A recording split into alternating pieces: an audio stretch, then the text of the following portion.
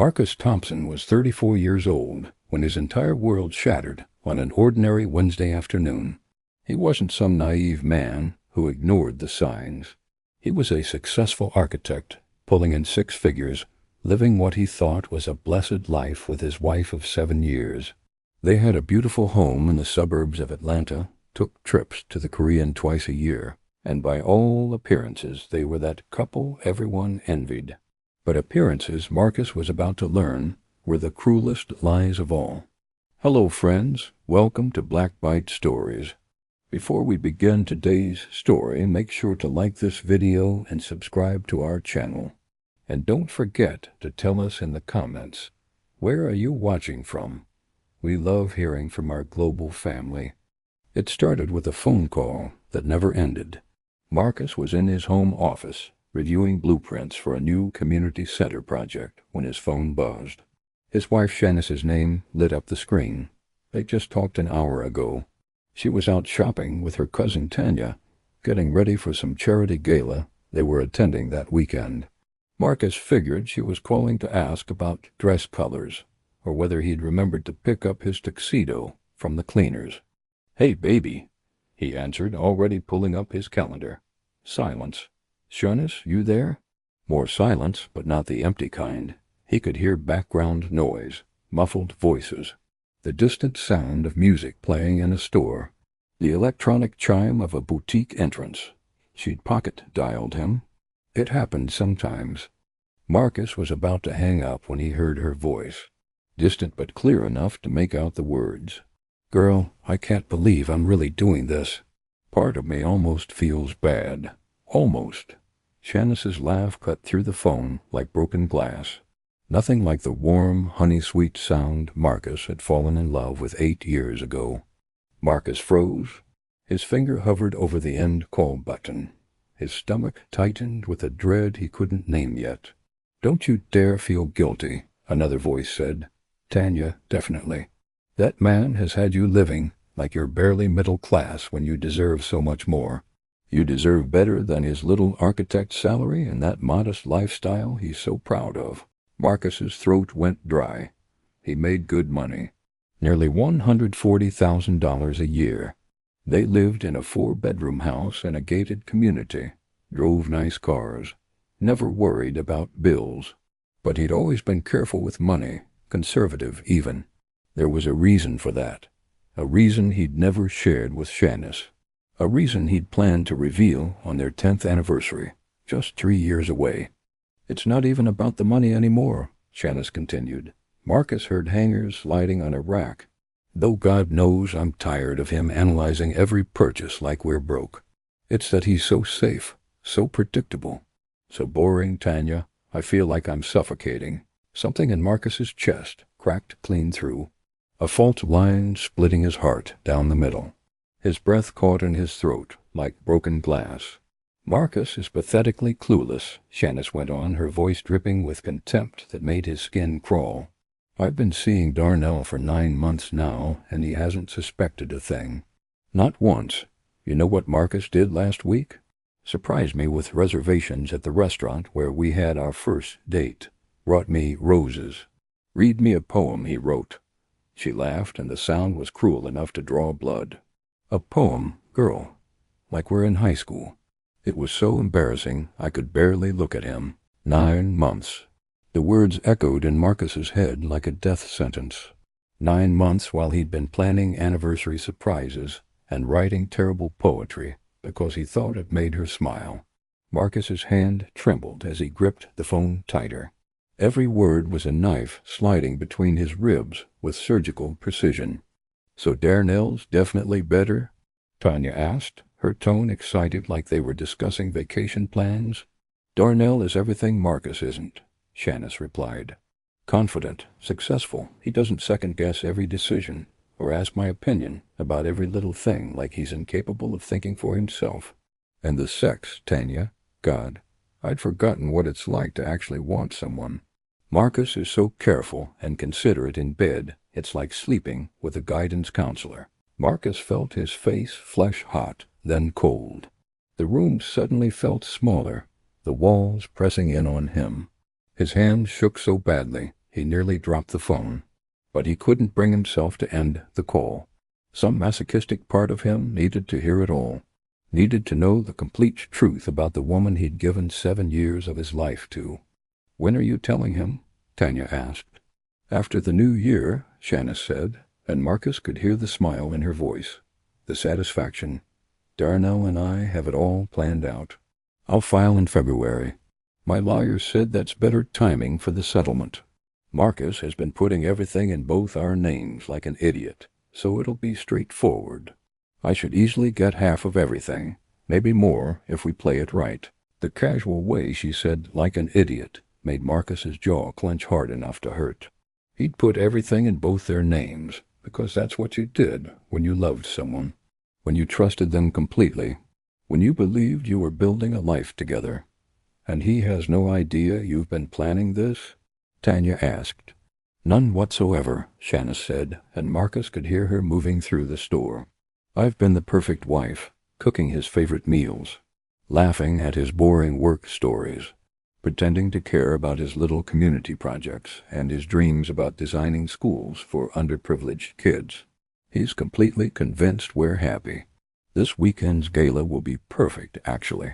I'll play the devoted wife one more time. Smile for all the photos.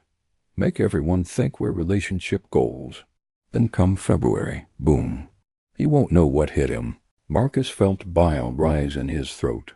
That gala, he'd spent 3 weeks coordinating his schedule to attend, had his best suit tailored, even donated an extra $1,000 to the silent auction because Shanice said it was important to her. All of it, every single gesture, every moment of consideration. It had all been a performance, a con game he'd been too stupid to see through. "You're cold-blooded," Tanya said, laughing. "I love it." "And Darnell's really worth all this?" "Darnell is a partner at Morrison & Associates," Shanice replied. "Top corporate law firm in Atlanta. He drives a Mercedes-AMG GT. His penthouse overlooks Piedmont Park. Tanya, in 9 months with him I've been to more 5-star restaurants than Marcus has taken me to in 7 years. Plus, Darnell knows what he wants and takes it. Marcus is always asking if I'm okay, if I'm happy, if I need anything. It's exhausting pretending that kind of weakness is attractive." Weakness. She thought his care for her was weakness. His consideration, his love, all of it weakness. Marcus's vision blurred. He blinked hard, refusing to let tears fall. Not yet. Not while he was still listening to his wife plot his destruction like it was a game show strategy. "When does Darnell's divorce finalize?" Tanya asked. "March," Shanna said. "We're planning to move in together by April. His ex-wife already has someone else, so it's uncontested. Easy. Meanwhile, I'll make sure Marcus and I stay cordial through the divorce. It'll look better to the judge. Plus, if he thinks there's a chance at reconciliation, he might be more generous with the settlement. My lawyer specifically told me to keep him hopeful. Says it's easier to manipulate men when they think they still have a shot." The calculation in her voice was stunning. This wasn't panic. This wasn't confusion. This was strategy. Cold. Practiced. Pre-planned. She'd been playing him for months, maybe their entire marriage. "What about his family?" Tanya asked. "Please," Shanna scoffed. "His parents are in Houston. We see them twice a year. They adore me. And his brother? Deployed. Nobody around to interfere. And Marcus," she laughed. "He hates conflict. He'll accept whatever I say. He'll be too heartbroken to fight." Something shifted inside him. The pain didn't disappear. It burned, but beneath it, something colder formed, sharper, focused. "You know the best part?" Shanice said, her voice bright with excitement. "I'll walk away with at least $200,000 from selling the house. Maybe more. And I'll get spousal support since I quit my job to support his career." She mocked his voice. "I just didn't want to work. He's so easy to manipulate." Like taking candy from a baby, Marcus stared at the wedding photo on his desk. 2 people laughing, wrapped in each other's arms. He'd believed it was the start of forever. For her, it was the beginning of a long con. The recording kept playing Bahamas beach houses, Darnell's boat, jokes about how pathetic he would look when he cried. Every word was another knife, another truth. And another reminder, he never really knew the woman he married. Then there was rustling, a muffled sound. And suddenly Shanice's voice was crystal clear and very close to her phone. "Marcus? Marcus, are you there? Oh my God, how long have you been on this call?" Marcus didn't speak. Couldn't. His voice had evaporated, leaving only a widening silence. On the phone, Shanice's tone cracked into panic. "Marcus, if you heard anything, you have to understand. Tanya and I were just joking. You know how we get when we're out." He ended the call. For 40 seconds he sat motionless, staring at his screen, while sunlight drifted through dust, like nothing in the world had changed. Except everything had. His phone rang again. "Shanice. Decline. Again. Decline." Then the texts. "Marcus, please call me. I can explain. You're being ridiculous. Call me right now." "Fine. Be childish. I'll be home in an hour and we'll talk about this. Like adults." The shift panic to anger to condescension was almost mechanical. A script she didn't even realize she was performing. And for the first time, Marcus could see the pattern without emotion clouding it. His hands shook, but his mind clicked into architectural mode. Foundation, structure, systems, strategy. Shanice thought she knew the structure of his life. She didn't. She didn't know that 8 years ago his grandfather had left him a trust $3.2 million, growing quietly, untouched. She didn't know he'd chosen not to use a cent of it. He'd wanted to build a life on his own merit. To know any love in his life was real.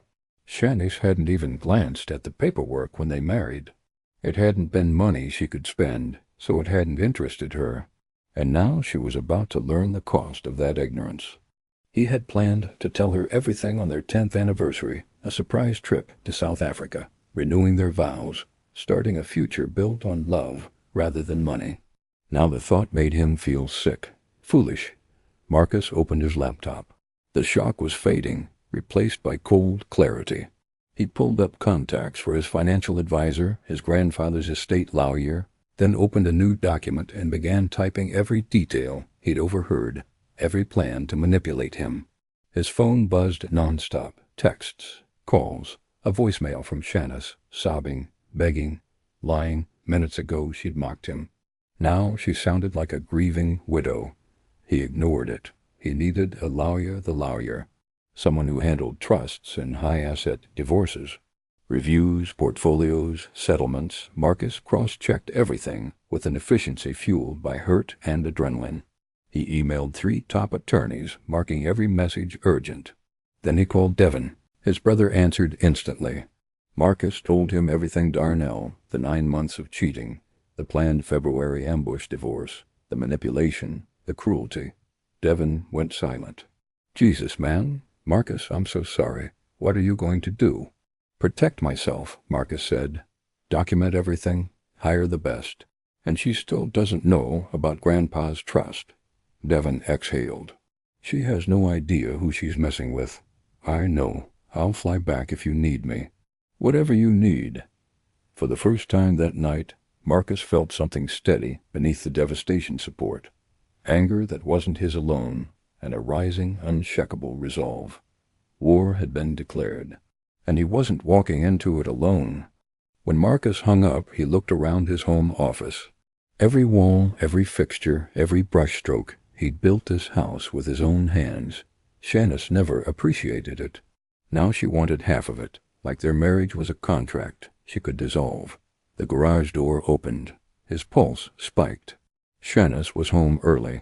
He closed his laptop, steadied his legs, and moved to the living room. "Marcus!" Her voice trembled with panic. She stood in the doorway, bags dropped, face flushed, beautiful, manipulative, dangerous. "How much did you hear?" she whispered. Marcus said nothing.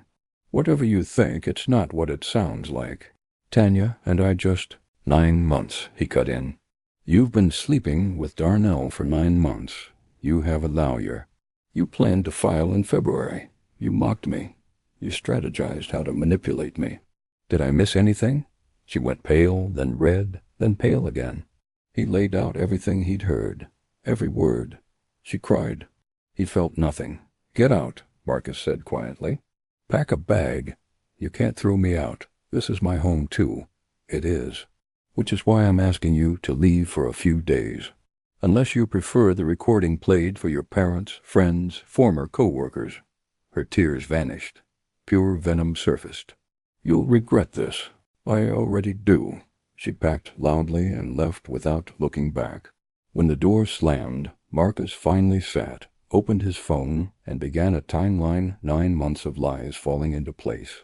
By morning, he'd secured the recording in 3 locations, pulled call logs, and cataloged every suspicious night. At Patricia Hammond's office hours later, she scanned his evidence with raised brows. In 30 years, she said, I've rarely seen someone this prepared. She handed you her entire strategy. He exhaled. So we're filing first? Patricia nodded. Today. We hit hard fast, and before she even knows the ground has shifted. Marcus didn't hesitate. Do it. Patricia's smile sharpened. Your wife made 3 fatal errors. She underestimated you, she left proof, and she doesn't know about your trust fund. As for Darnell, his firm has morality clauses. Affairs with married women can be a career ender. Marcus didn't hesitate. Then let the truth travel. By afternoon, the divorce petition was filed cold, precise, and backed by a motion preventing Shanice from touching marital assets. Patricia warned him. She's going to escalate lies, tears, accusations. Be ready. He was. He told his parents that evening. Their heartbreak turned into protective fury. You spent 7 years loving her, his father said quietly. She spent 9 months planning to destroy you. That's the difference between real love and selfish love. By the next morning, Shanice had 41 texts on his phone, spiraling from panic to threats to calculated manipulation. Patricia confirmed service had been successful and that Darnell was a serial adulterer with a messy divorce of his own. Marcus felt something unfamiliar but steady, control. The war had begun, but for the first time he wasn't the one on defense. Linda's concern quickly turned to anger. I never liked her, Marcus. She was all status, no substance. Marcus told her the essentials, the affair, the recording, the manipulation, the divorce filing. Linda shook her head. I'm impressed you're handling this logically. Take whatever time you need. Work became a welcome distraction until an unknown caller rang. I'm Jennifer Morrison, the woman said. Darnell's wife. She explained Shanice had called her to gloat, mocking her and pressuring her into a quick divorce. Jennifer warned him. Darnell runs the same pattern love bomb. Use, discard. Shanice thinks she's different. She's not. Driving home later, Marcus saw Tanya waiting. She accused him of ruining Shanice's life. Marcus shut her down. 9 months of cheating isn't one mistake. Leave or I'm calling the police. The tension escalated. Shanice's lawyer filed desperate motions. Shanice launched a social media sympathy campaign. Then she appeared at his office, crying for an audience. I want our marriage back, she begged. Marcus stayed calm. I gave you 7 years. He walked away as security escorted her out. When Shanice escalated further, falsely accusing him of financial abuse, Patricia countered aggressively. She's desperate, she said. Good. Desperate people slip. 2 weeks later, Shanice appeared at Marcus's door, and the real confrontation began. What do you want, Shanice? Marcus asked. Her voice held no drama this time, just exhaustion. I know I don't deserve anything from you. I just need to say this, then I'll go. You have 2 minutes. She breathed in shakily. You were right. About everything. Darnell's pulling away now that things aren't easy. Last night he told me we should take a break, which means he's already gone. She swallowed. I ruined the best thing in my life. I chased someone who was using me, and now I have nothing. No husband, no boyfriend, no home. I'm on Tanya's couch, and she's tired of me. Her voice cracked. I'm not asking for another chance. Did I ever mean anything to you? Or was it easy to throw away 7 years? Marcus chose his words carefully. You meant everything to me, but the woman I loved wasn't real. The real you is on that recording, laughing about manipulating me. I'm not turning off 7 years. I'm mourning something that never existed, she whispered. I did love you. You loved what I gave you, he said. Goodbye, Shanice. He closed the door, hearing her sob, then walked away without looking back.